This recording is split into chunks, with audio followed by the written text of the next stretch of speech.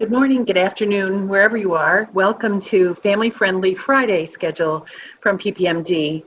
This is such an uncertain time and difficult time for all of us. For many of us, we're sort of contained in our homes. And for many of you, I'm sure you're in the house with children and trying to figure out how do you entertain them, how do you maintain school, and perhaps how you maintain yourself and your sanity in this time of uncertainty. So today we have some amazing parents and wonderful friends of our organization that you've met before. We have Rachel Poisky is here. We have Amber Sapp is here, who you know. Denise Grunder is here as well. And we're all going to talk about how can we manage this and how can we go forward, hopefully for the next weeks and hopefully not longer. So I'm going to turn this over to Rachel Poisky, who's going to moderate the session. And then at the end, we'll have questions and answers. So thank you so much for joining us. We're so pleased we're together in this way today. Rachel. Thanks, Pat. Good morning, everybody. Hope you all are safe at home. I don't know if you're like me, but Monday morning, I'm going to start pulling both of my kiddos and trying to figure that out right now. And as we know, Duchenne is already overwhelming. And then to add this on top is just really interesting. But I'm so excited because Parent Project has brought some experts that they're just going to share with us and help us navigate this the best we can. And I'm just going to go ahead and say that I'm shooting for good enough. So, but we've got some people who are better than good enough, and they're going to help us know how to navigate this well. So we have Grinder, who is founder of ABC Educational Services. She owns a school for special needs kids. Particularly, they have some kids on the spectrum and with sensory issues, so that's right up our alley. And then Amber Sapp, who she is a physical therapist and she's a Connect coordinator for Tennessee. But even more than that, she has been homeschooling her children for 8 years. So she's a superstar, and we're going to be able to learn a lot from her. So what I want to do is just turn it over to them first and let them give us some of their best practices and tips. And then we'll go from there. We're going to take your questions. So start thinking about questions you have for them. And when we get through their presentation, then we're going to just figure out what you need to know. So let me start out with Denise. Denise, kind of give us your best stuff. Awesome. Good day, I should say, wherever you are. First of all, I'm going to give you ideas that we do in our classroom every day so that you can try to make your home that classroom. So if you accomplish even one thing, it's going to be exciting. So don't be overwhelmed. And every day, try to add one more little tip. As you lay in bed, as we all know, we're not sleeping so well. But as you lay in bed and you come up with one more idea, anything works. Amber's going to talk some more about setting up your classroom, but I'm going to show you some of our favorite tools. Painter's tape. Our husbands that think they like to paint everything in the house, we teachers love this painter's tape because you can take your dining room and turn it into your classroom. And in your dining room, make it their own. If they have their own classroom, they can come in, they can work, and they can leave. Don't do anything in your playroom that's school related, so they have a place to go and have their sanity, as they can't drink a little glass of wine. So, painter's tape, tape up the ABCs. Let them create that classroom as they have at school, and let them visualize and put up the ABCs or the numbers, or make a word wall over in one corner. Anything that they've used at school, do it again. But this will save your marriage. Next, a whiteboard. Now, you can get online and order a whiteboard, $10 from Office Depot. Or you can use Grandma's antique mirror. Don't tell Grandma. But all you need is, or the windows. The windows are great. Just take the blinds, move the blinds, and open up the windows and let the kids use those as they're writing. It gets really boring to write on paper every single day. A schedule stick, and I think Amber will talk a little bit more, but and I'm going to talk about your Duchenne kiddo as well as your other kids in your house that you can't forget about and address. Here's a schedule stick. You can tape this on the wall behind you, and you don't need a paint stick from Home Depot. or you use the Home Depot stick. Either way works. But let's make up some schedule things. And here's why a schedule stick's so important. Or doing it if you have a sensory kiddo, if you have a kid that has trouble sitting still very long. Guess what? We put these things, whoops, you don't start with iPad. No. We start with reading, right? So they get to stick on reading. If they do their 20 minutes of reading, and people say, well, how long do we even teach for? 20 minutes for kind of that elementary gets in. Much after 20 minutes, you might lose them, especially one-on-one. So 20 minutes of reading, then we get a good thing. We get to play a game with mom. Now remember, games we think are toys. They are the best learning you can do. So kids are thinking they're getting a reward, but you're really getting a little bit more education. But they think it's a different color, and they think, playtime. Then maybe you go to stretching or bath or whatever. Whatever on a different color, you come up with all kinds of things. But every academic should be every other one. Now, some of you might be able to do 3 academics in a row and then something fun. But guess what? You make the plan. Johnny has to follow it. But if they make the plan and it's exciting to get up in the morning and they get to put this stick together or tape them on the wall and they get to rip them down with our tape and done. And all of a sudden they're seeing all they have left is iPad and bath, or, again, if bath is a negative, put it in as a reward to get done with reading. I get to take a bath? What? Sometimes bath now might become a fun thing instead of a disaster. So break up your day any way you can. You're stuck at home anyway. But so now you have this schedule, and if they get to rip them off, and it's fun to just rip off and have another thing exciting to throw away. So every day they get to do that. Again, some of you will be making your own schedule because our children aren't able to do that yet. Now, how do we know 20 minutes is up? Because we know moms cheat and, we say, we're going to do that for 20 minutes. The kiddo has no clue what 20 minutes is. Timer. If you go to timetimer.com, and you know what? I'm going to use a lot of words. I will be glad to maybe send all this to maybe Amanda or Rachel or somebody, and we can post all of these things I've been saying. But timer, you can get online and order this. So, Sweet Pea, we're going to do reading for 15 minutes or 20, whatever you deem you can do. And guess what? Sweet Angel, if we get done before 20 minutes, you can have the extra time as free time. Now I'm a little bit more motivated to listen to you. This timer does not go ding. So if you're really getting into it, don't set it right in front of her face or his face. Set it behind them so that when it goes off, that's all it does. And it just slowly moves. And as it's going, oh, wow, done with reading. Let's go on to the next thing that we get to rip off of our stick. So this will be wonderful. Things that we should be working on in this wonderful time that we're all at home alone. Sitting at dinner for 20 minutes, carrying on conversations. Our processing skills for these children, we have to ask questions and expect a response. And it can't be, yeah, no, It needs to be a full sentence. So the more we can work on dinner time conversation, I hate to tell you that when we put up lunch or dinner time, that's a whole class if you use it right. If you are conversing, you are teaching. So set that. And again, we're going to have a 20-minute dinner.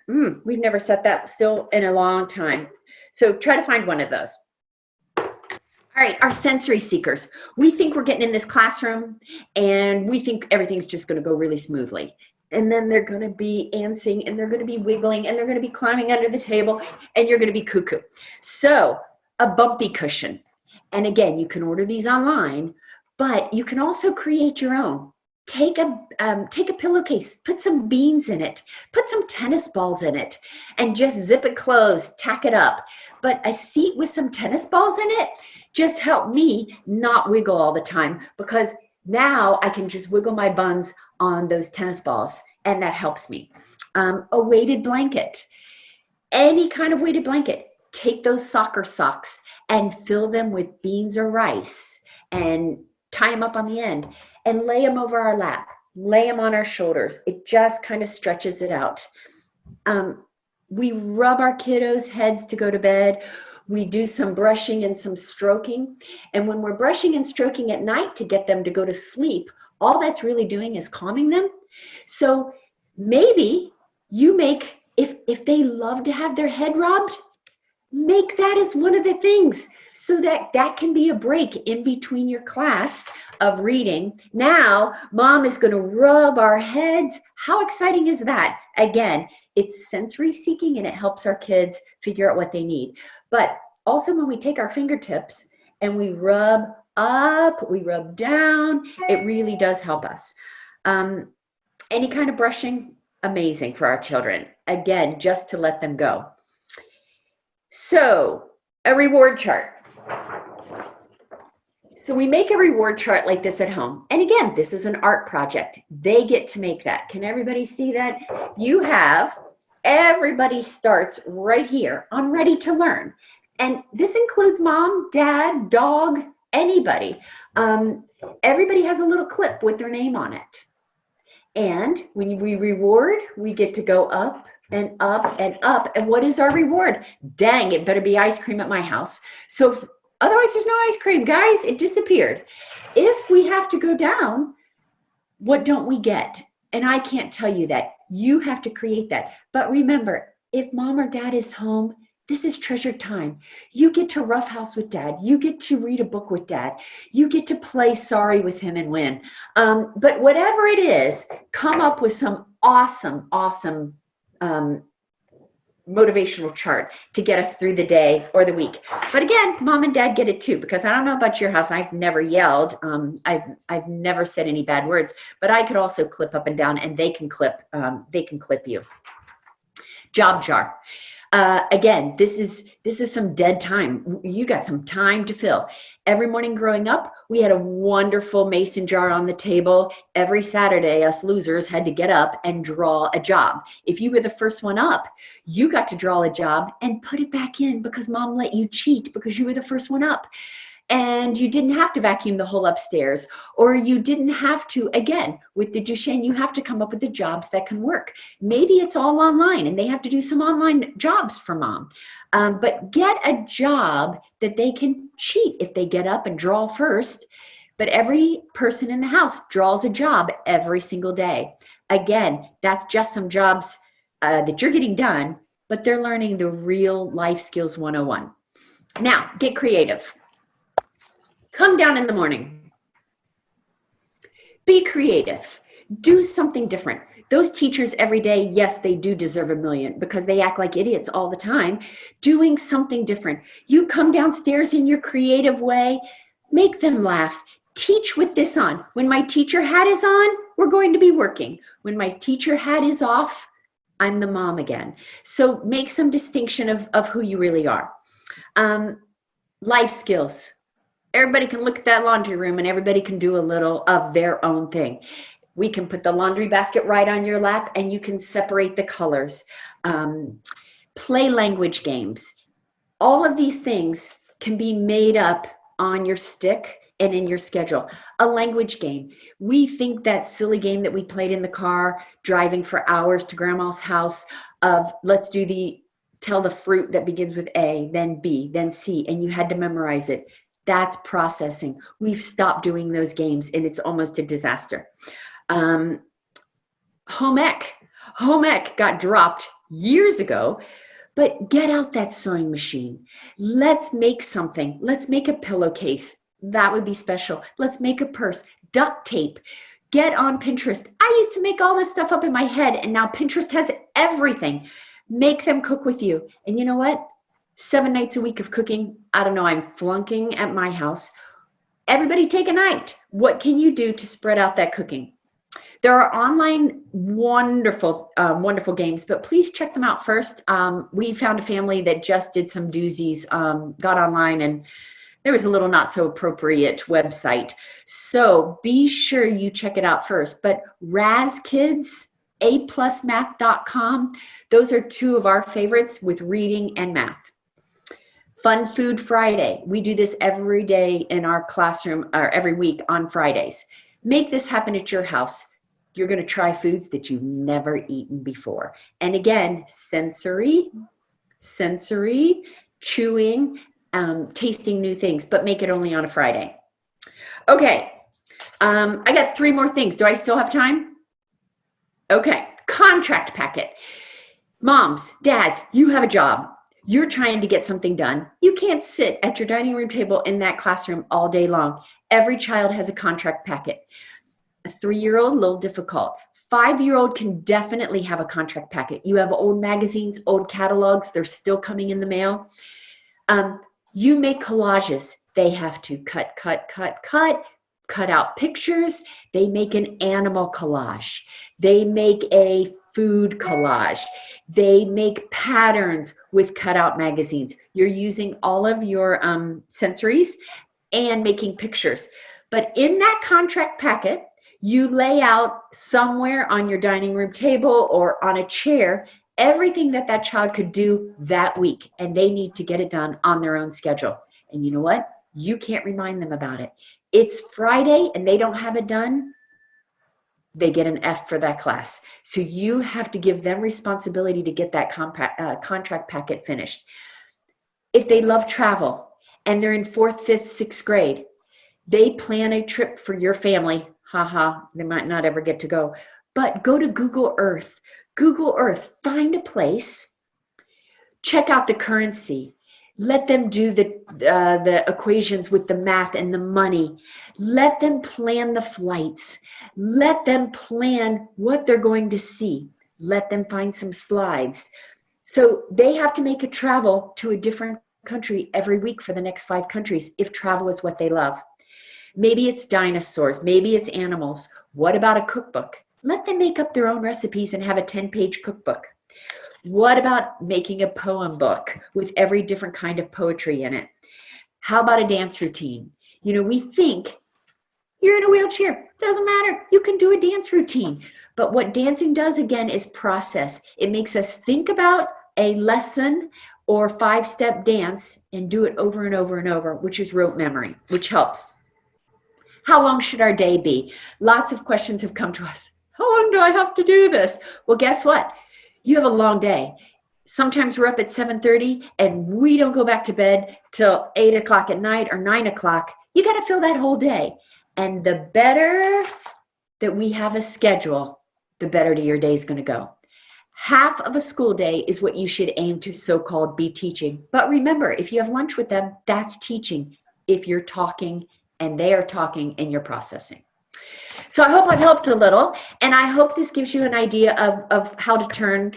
I am a phone call away and totally bored. If somebody does need some more information, I know Amanda has my email. Maybe we could post that and I could try to answer some questions and give you a little bit more scoop on how to do some things at home. Take care. Thank you so much, Denise. I appreciate it. This is really helpful. And now let's go to Amber. And Amber, what do you have for us? Hey guys.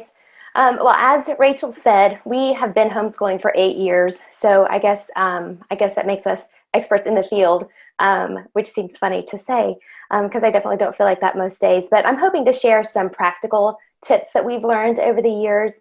Some of these we've learned the hard way, and some of these we don't always succeed at every day. But my first one would be to wake up before your kids.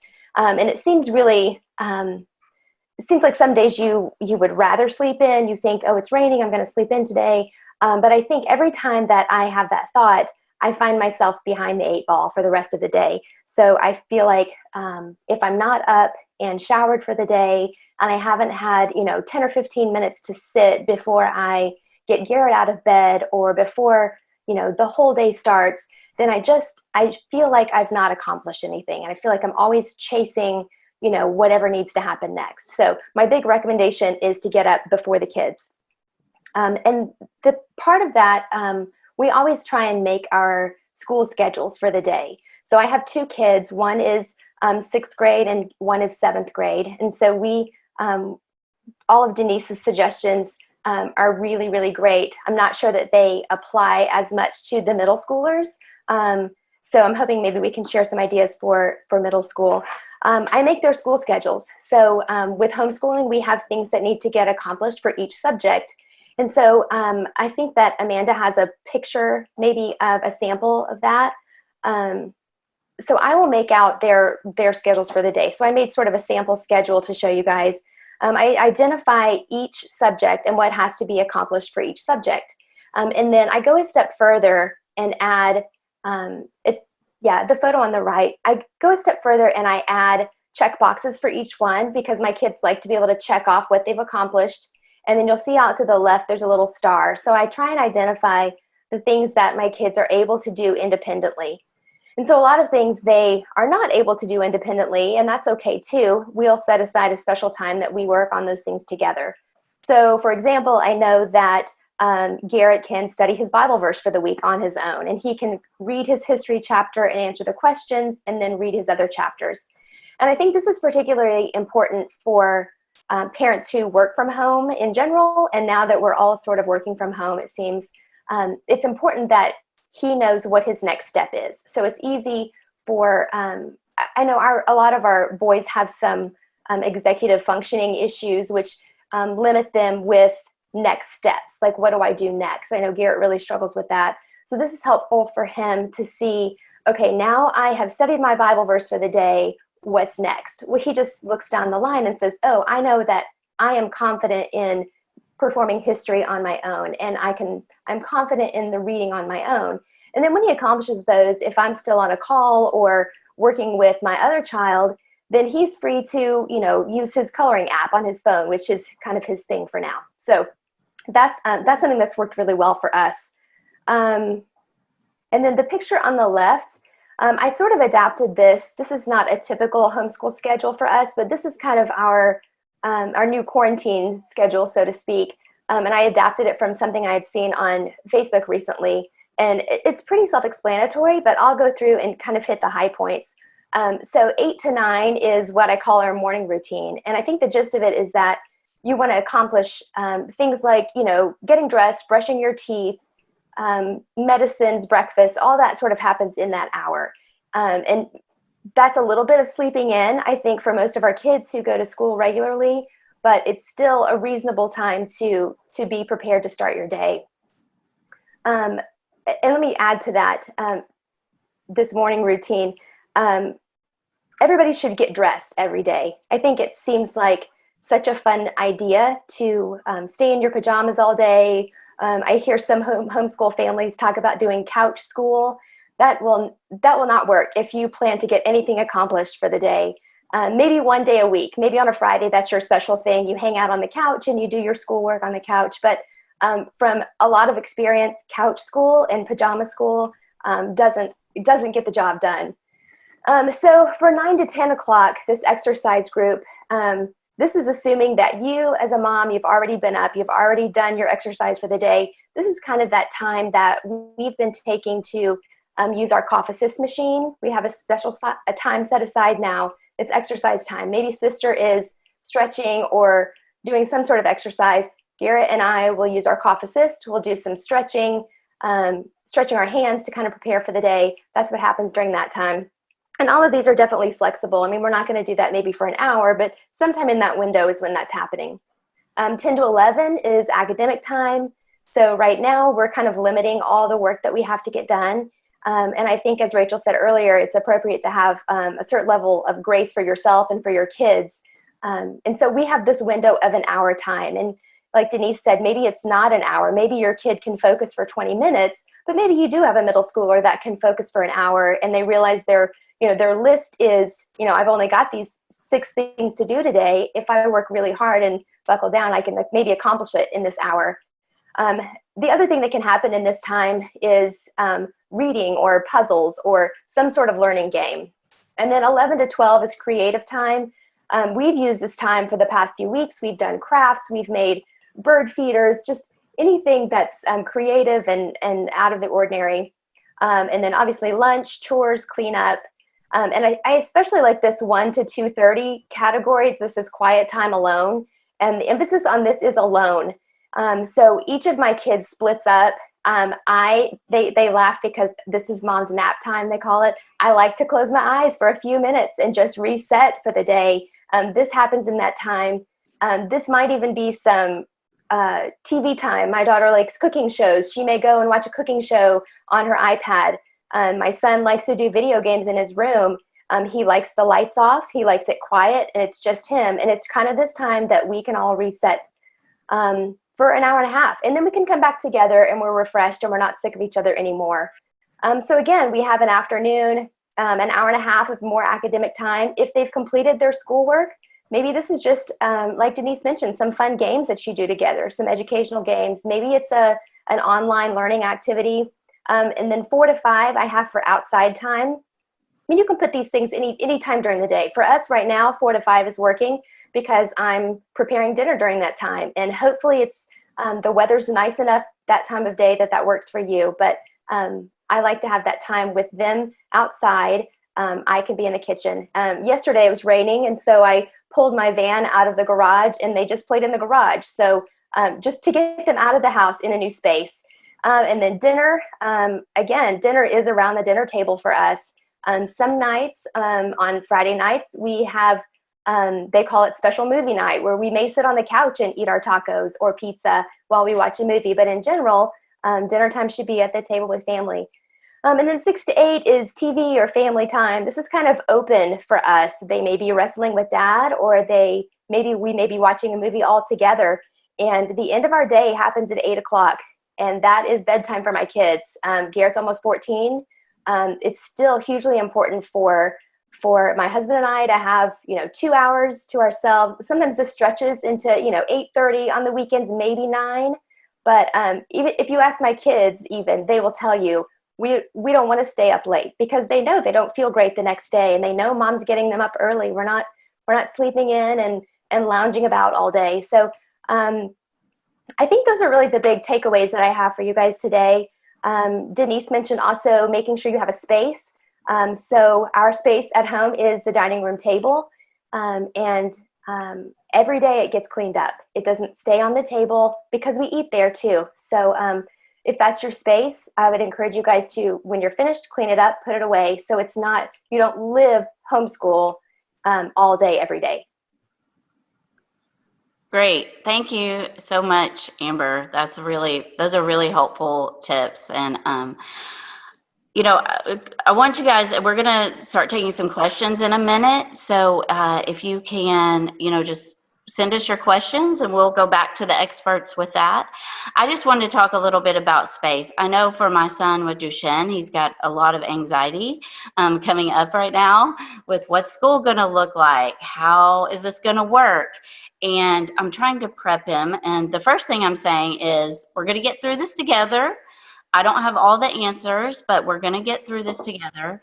But one thing that I think has been helpful for him is, because this is a new thing for us, is that we've been looking at our space in the house. I'm having to work from home, and my husband is a little bit too. And so I told him, I said, this weekend we're mapping out our space so we can talk about how we're going to work together in this space. So that's just something I think, I just want to say to parents, you're going to have some anxiety from your kids, especially our Duchenne kids, around this, but just for you to maintain a non-anxious presence about it and just say, this is a new adventure. We're going to figure it out. And I just think about too, I'm excited that we have some of those times that we can set up a schedule, like Amber said, so that we can have some connection points when this is, in some ways, this time is a gift and that we're not having to run everywhere, right? We can take that extra time to play a family game and sit around the table and things like that. So I encourage you in that as well. I had a question, just 2 questions actually. Let me start with Amber, a question for you. How much, we see all these things on Facebook about this video and this virtual tour and this and that. So my question to you is, how much do you use videos in this, and what are good resources, and just what during the day, how much how much I know a lot of the families were working from home, so we do need that crutch a little bit. But how do you recommend we use virtual tour and this and that? So my question to you is, I'm getting some strange audio. Well, for us, we don't use a lot of technology for learning things, because that always ends up translating to non-learning things. And I find that my kids, instead of 20 minutes, it becomes an hour and a half. And so, but I think there's so much grace during this time. And I know that PPMD is putting together some really great resources for websites. And, I think teachers are sending home packets, and there are a lot of supplemental things that you can do. But I think just be cautious of that technology time bleeding over into, it's YouTube time. And if that's so easy for that to happen with my kids. So for us, I would just say we limit it to, reading or watching educational, National Geographic things, or something that have a definite end time to it. Netflix type documentaries that, they're a 32-minute show, and it's not going to become something that just transitions to half the day. Okay. That's great. That's really helpful. I will say I do love on your schedule that quiet alone time. I was wondering if I could stretch that to about 5 hours. I just not really.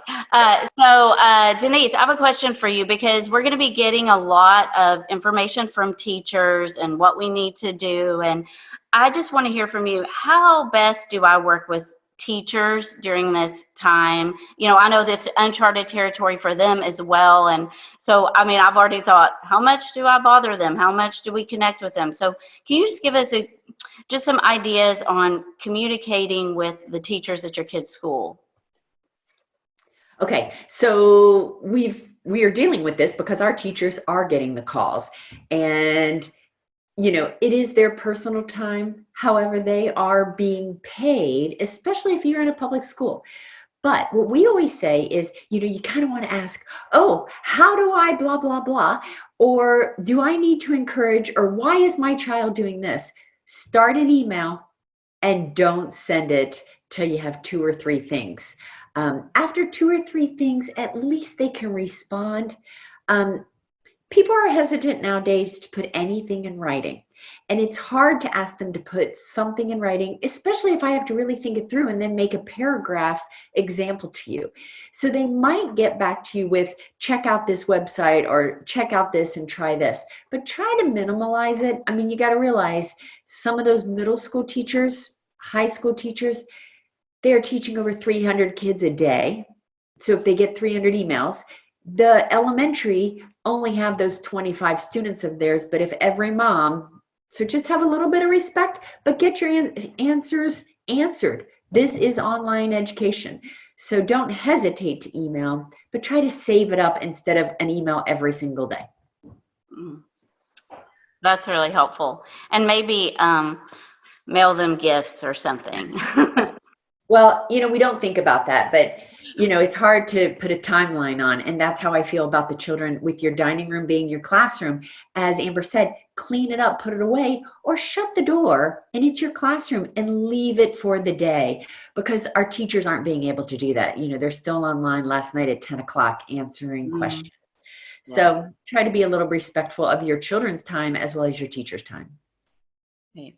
That's really helpful. That's really helpful, Denise.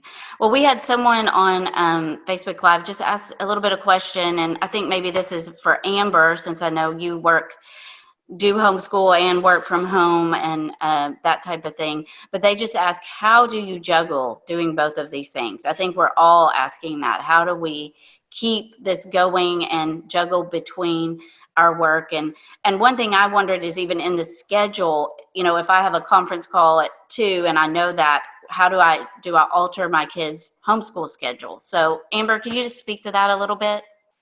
Yeah, I think the best way that we handle that at home is identifying those times where there are independent learning opportunities. So identifying those starred areas where your child can work independently, and I try and save those up for the times that I have conference calls. So I will say, okay, I have a call at 11. These are the things you can choose to do during that time. And so that's really helpful. Garrett likes to check off a list. He likes to see that he's accomplished it. And so he feels really proud of himself when I get off the call and he says, look what I got done. And he knows that the result is, if I get these things done, I'm going to go get on my video game or whatever it is that he's into. So for me, I think it's just about letting them know the expectation while you're on the call, or while you have that chunk of time that you're working on the project, and identifying the things that they can do independently. I think it's easy for them. If my office door is open, they kind of know that they can come back and forth and ask questions. But as soon as I close it, it's kind of, save up your questions. When she gets done, she can answer them. So maybe just identifying, this is my time that I have to do this, and it's your responsibility to do these things during that time. Okay.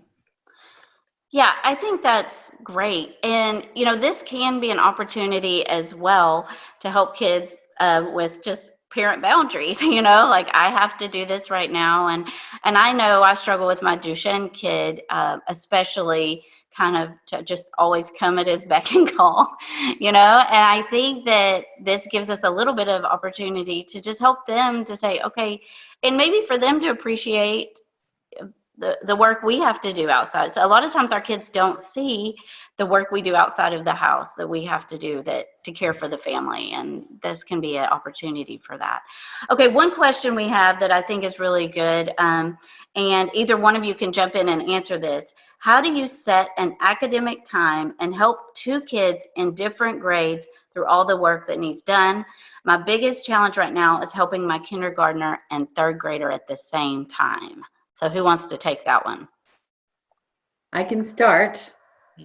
You have your dining room. The science board that you did your science presentation on for your science fair project, those three, what are they called? The threefold. Put that up in the middle of your dining room table. Classroom third grade is on this side, and classroom kindergarten is on this side. You're down here while she's doing a different project. Or maybe it's time for the third grader to go sit in her lazy chair and read for 20 minutes while you're teaching. But that's where your schedule stick comes in, that you've got to make sure both are not doing reading at the same time if you have two children that you're trying to accomplish. So just make sure that everybody has a schedule that mom can sit and help individually. And kindergarten, believe it or not, they can do lots on their own if you go back to the scheduled time. So for 10 minutes, you are going to work with these 10 pennies and blah, blah, blah, and then go help someone else. So there is independent work. You just have to think outside your box to create it. Yeah, I'll just echo that, and just identifying those areas that they can be independent in. And, like she said, there's something they can be independent in, whether it's a shape sorter or it's a puzzle for the little ones. And I think it's also important to make sure you are taking individual time with each child, and it's not just a big global classroom, because this is really key time that they have one-on-one time with mom, and that is very unique. And that I think we're going to look back on this time and really value the relationships that we're building. And I think just keep that in mind, that they do each need individual time. So as difficult as that is to come by, identifying those areas of independence is going to be key in the beginning. Great. Well, this is a great question, and I think, Amber, this is probably for you. Someone asked, okay, how do we, because we're kind of in this time vortex, we don't even know what day it is, but how do we distinguish between weekday schedules and weekend schedules? Do you have a schedule for your weekend, and just how do you differentiate the time between those two? Well, we don't have necessarily weekend schedules. That's a little bit of a free-for-all, but generally that's always the time that my husband is home and he has some project that we're all going to be working on. So he's already identified that for us this morning. He says, okay, tomorrow we're working in the garage. So we don't have really learning times. We always do a big breakfast together on Saturdays, and then it's kind of a free-for-all. But I mean, there's definitely work involved. It's not just kids play, parents work. I think you find something that they can be a part of. Like Denise mentioned, put the laundry basket in his lap and he can sort socks, or dusting, or whatever it is. I think just helping them find ways that they can be a part of the family and contribute. That's sort of our our catchphrase, how can you contribute to your family today? So I think while we don't have a weekend schedule per se, I think just finding something to get involved with. Otherwise, you'll look up and it's 7 o'clock at night and you're all in your pajamas and you've done nothing but eat junk food all day. So I still think some semblance of schedule is important, but definitely not as stringent as it is during the week. Yeah, that's great. That's helpful to kind of help the kids. I would assume once you get back into Monday after you've had a little bit flexor schedule on Saturday and Sunday, it's easier for them to and they're probably, especially I know our Duchenne kids crave routine. Like that's something that's important. That gives them security and stability and that kind of thing. So I think for some of them, some of these routines are going to be really helpful. So Denise, we had a question about, because I know a lot of your work is with littles, the screen time for littles. What do you recommend for that? I know it's a little bit of a different time, a little bit of grace, but what would you just say in general for little screen time right now? In general, not in this lovely time, little to none. I'm adamant that we don't have much screen time. In today's time, absolutely. My firm believer is when you used to have a babysitter, don't you dare let them have screen time. A babysitter allows no TV, no computer, no nothing. We are playing all the time with the babysitter. Nowadays, if you have 2 or 3 hours a day, I just can't imagine that that's going to be too much of a problem. But it goes back to my contract packet. If you have that contract packet and you're trying to make up a game and you're using scissors, I think we should try really hard to think back when you were a kiddo. What did you do when you were a child? You played Chinese checkers. You played outside. You built castles. You played Legos. And again, we don't think Legos have instructional value. It has huge instructional value, especially if you did a timer. The third grader at one end of the table and the kindergartner at the other, you set a timer and you say, you have to make a monster. Make a monster, and you're doing it as fast as you can. But it's just fun stuff. And then you can slip away and go do anything by saying, it's your turn next, Mr. Kindergartner. You choose what you're going to do. And you set the visual timer and you say, okay, we have 10 minutes to make a machine or a car. But then all of a sudden, Legos is learning, Legos is speed, because we try to process, and playing is teaching our mind to process, which we don't do enough of anymore. So do fun things like that. Now the third grader gets to choose what they get to do and set it. And now all of a sudden it's play, but it's taking up a lot of time. That's even a fun Saturday project. And we're getting away from that screen time. So the more you can hands-on teach, but let's face facts. As we've said, you work full time and you're going to homeschool 2 kids. Keep dreaming. So don't worry about the screen time right now. If you have to use a lot of it, use it. Okay. Keep it distance. Let's think about their eye distance and not, going kind of cross-eyed. Great. Thank you, Denise. I think that just reiterating over and over, like we all have to have some grace right now and because there are so many educational resources, that's helpful too. So I want to lean in just a little bit because I think one of the benefits of homeschooling is being able to focus in on kids' interest and what they're really interested in, and to kind of deal where you can't do that in a class of 30. So Amber, can you talk a little bit just like how you do that with your kids, take their specific interest and kind of teach to that? Well, I can speak specifically about my daughter. She is 11. She has a real keen interest in cooking. And so we do a lot of cooking together. And, as, cliche as it sounds, every time you measure something, that's math. And so we talk about, okay, so this morning we baked together. We made muffins from scratch. And so then I told her, okay, now we're going to double the topping. We made the streusel topping. We're going to double the topping, and just thinking through, adding your fractions. And we really try and incorporate that into everything. So we really do that. We do a lot of cooking together, little cooking competitions in the kitchen. So that's what we focus on when we're not at school for her. It's a little trickier with Garrett, who's almost 14. Just identifying his interests. I don't know if it's because he's a boy and he just isn't really keen on anything right now, or, he struggles a little bit with, abilities and that sort of thing. So, but he likes to draw. So we'll do drawing challenges together. We have a whiteboard that sits on his the tray on his wheelchair, so it's flat and level, so his arms supported. And we'll do like a Pictionary type game. We found an app that it puts out random words. You have to draw it, and so that's something that we will do a lot with him. But I think just identifying what their interests are and just playing towards that is big. That's great. So I think we've kind of got time for a couple more questions. One says, because of the pandemic and uncertainty, how do we prevent or address anxiety? Any thoughts on that from either one of you? We talk a lot about anxiety at our house. With Duchenne, I think that's such a common thing already. We medicate for that. So I know a lot of other families do, but I think a lot of self-talk is big in our house. We've really focused on that this week, just the self-talk around, whatever it is. Okay, today it's going to be okay today. I may not have my regular schedule, but it's going to be okay. Tomorrow we'll get back to it.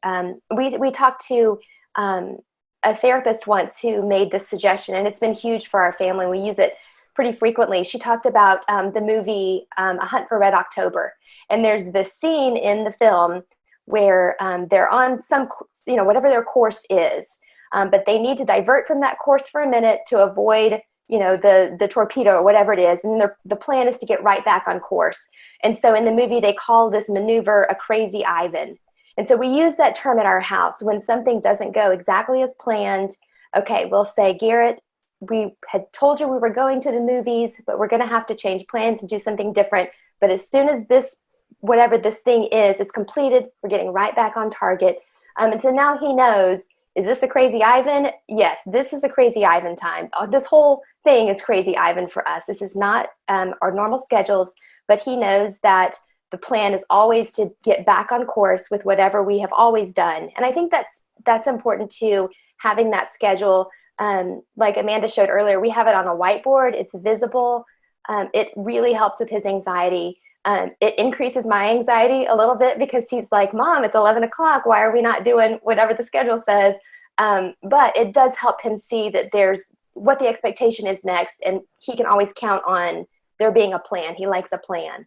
And so I think having a plan, explaining maybe the crazy Ivan maneuver makes sense to your kids, but just reassuring them that, yes, we're over here for now, but the plan is always to get back on our regular course. That's great. Denise, what do you have for our littles? What kind of tips for anxiety for them? So we go back to our sensory seeking, everything you can do. I mean, you just think about it. If your husband comes over and massages you, how do you feel? So think about that for our kids, anything we can do that way. And knowing that the good old schedule stick, knowing that, oops, the phone rang, Mom had to take a call, and this gets to be moved to here, but that means her bathtub gets to be at 9 o'clock, and I know bedtime's at 8. Cool. Anything you can do. Again, a lot of people have what are those big tubs called? Like a garden tub. All of you squeeze in it. Anything to lighten the load. A bath in the middle of the day where you take bath crayons, the markers for the walls all over your tile. Do anything that just is so out of the ordinary.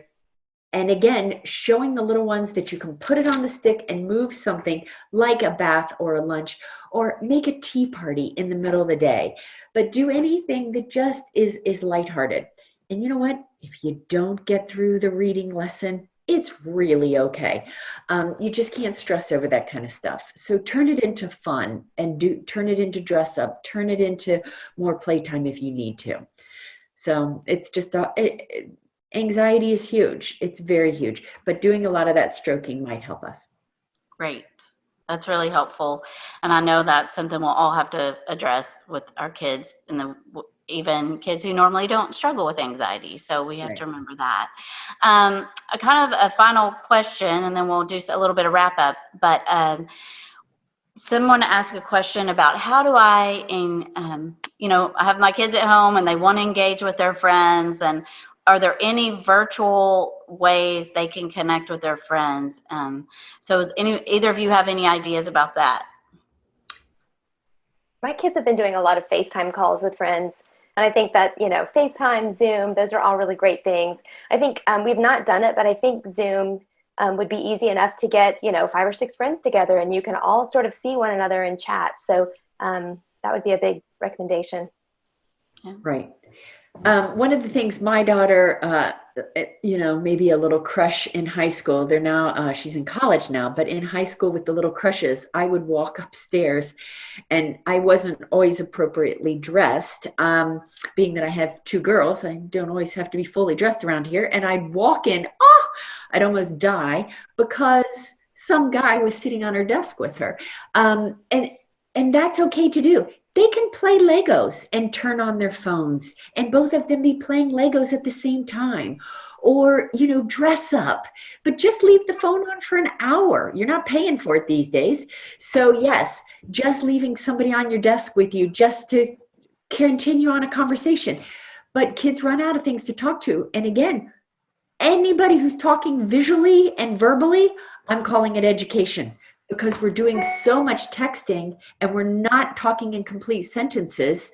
I was emailing the other day and I wrote the word period. Hello, because so anybody carrying on a conversation, I'm calling that academic time. So that's wonderful.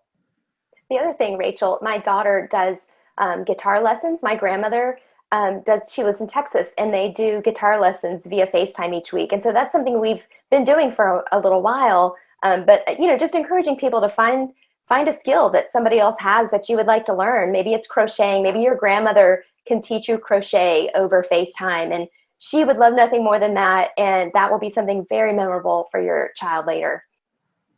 Oh, that's a great idea, because I know even for us, we haven't seen the grandparents because they've been separated from us. And so that is a great idea, a way to connect with the grandparents and giving them something meaningful to do. And even, in this virtual time, what I love about that is you could ask the grandparents, say, hey, I've got to take a conference call. Can I put you on FaceTime with, your grandchild, and you read them a book, or you teach them to crochet or something like that. So maybe there's some great ways we can help the grandparents interact and help us while we're working from home at the same time. So that's fabulous. I love that. I do also I always have to say, just please continue to keep monitoring your kids' online activity right now. I think that in some ways, we think we're all at home and it's all safe, but there are predators out there to capitalize on that time as well. So that's just my own personal, remember to keep protecting your kids online, even because they're going to have some increased activity and that kind of thing.